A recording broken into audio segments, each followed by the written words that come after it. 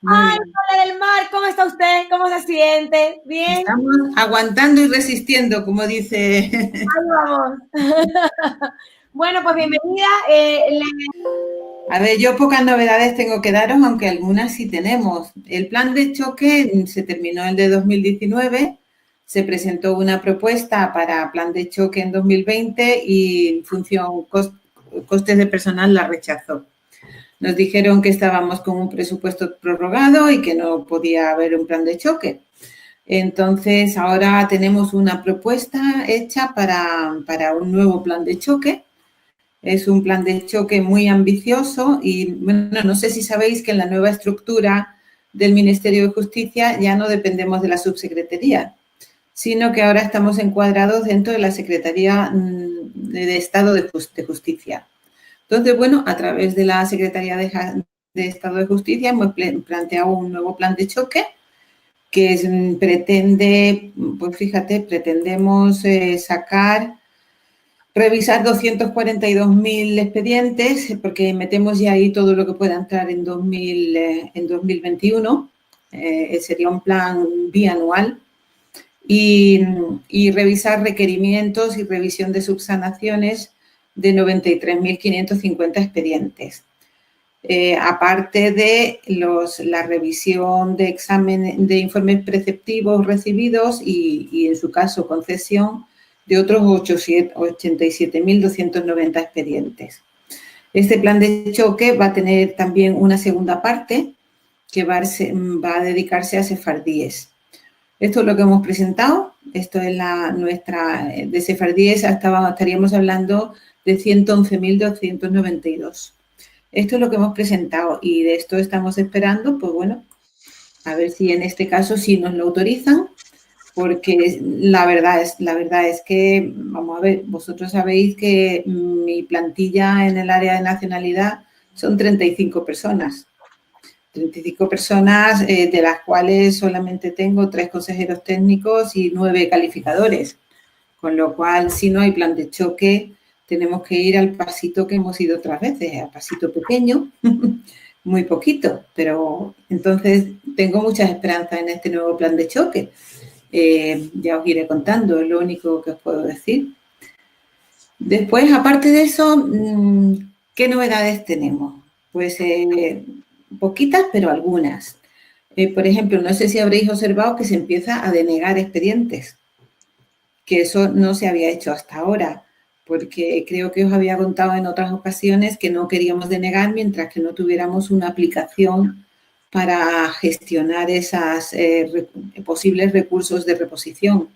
Ahora tenemos una aplicación, así que hemos empezado ya a denegar los expedientes que se habían quedado ahí atrasados para denegación. Entonces, ¿qué problema estamos teniendo con los sefardíes? Que os lo comento por si podéis solucionarlos antes de que la cosa no tenga remedio.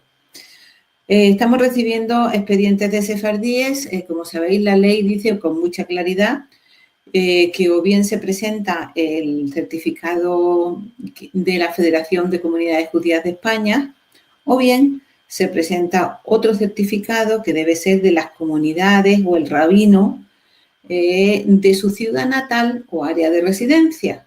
Bueno, estamos recibiendo muchísimos certificados que ni son de su ciudad natal, ni son de su residencia, ni de sitio cercano.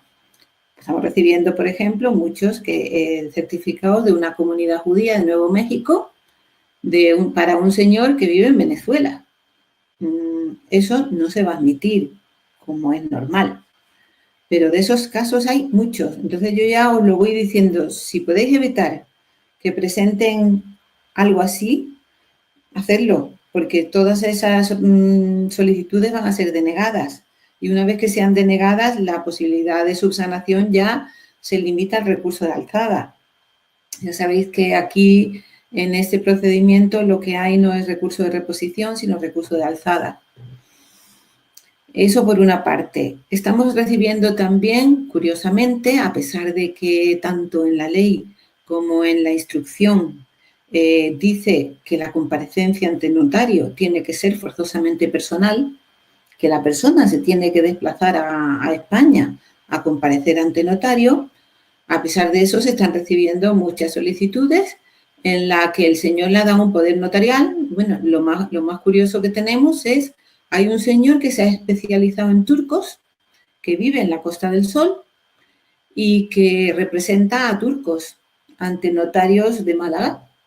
Entonces, pues bueno, estos van a ser denegados sin otra solución porque es que la ley lo dice con claridad y la instrucción también. O sea, que tened en cuenta que no cabe la representación en la comparecencia ante notario.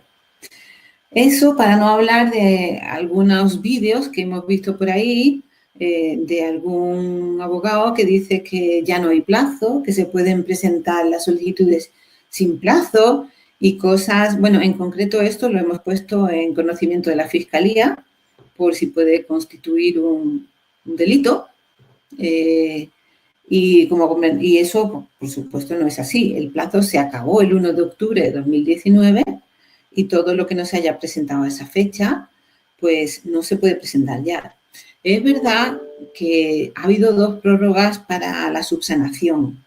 Una primera que se dio ante la imposibilidad del Instituto Cervantes de atender tantas solicitudes como tenía de exámenes.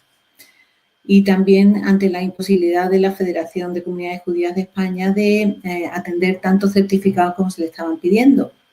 Y una segunda que se ha dado justo en el estado de ya con la pandemia, porque efectivamente las personas se suspendieron los exámenes del Instituto Cervantes debido al estado de alarma y las personas no podían viajar, con lo cual se ha dado una segunda prórroga, con lo cual ahora estamos en que las subsanaciones se pueden presentar de momento hasta septiembre de 2021. Digo de momento porque no sabemos tampoco cómo va a evolucionar la situación y si hace falta una nueva prórroga, se dará. Eso no va a ser el problema.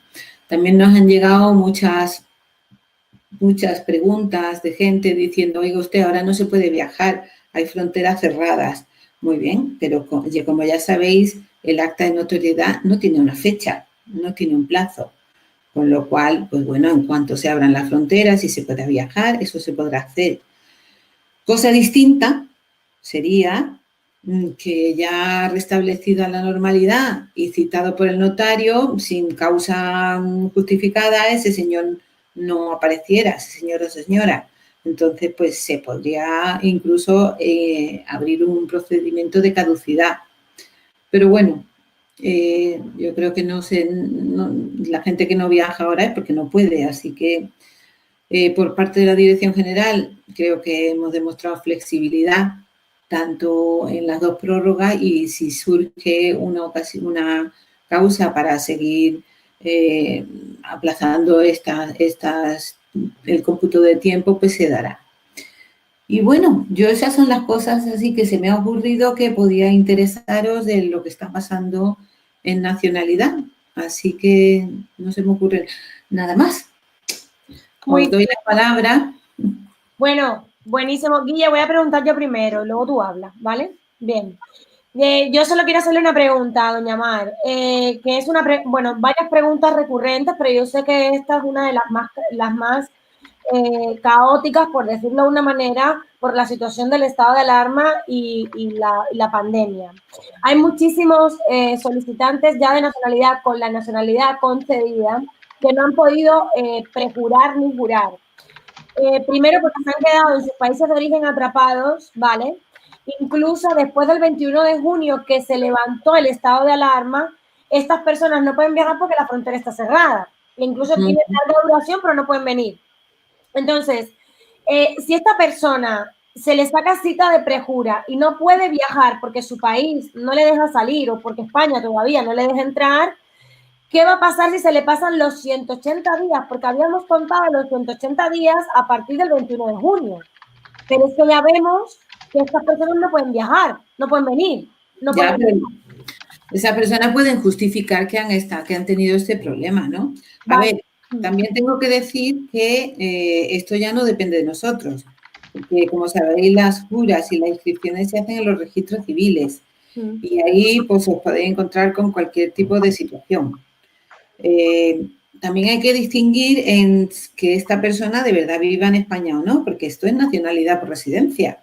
Y nos han llamado, nos han contactado alguna vez diciendo, oiga usted, que yo ahora vivo en yo no sé dónde y quiero jurar en el consulado.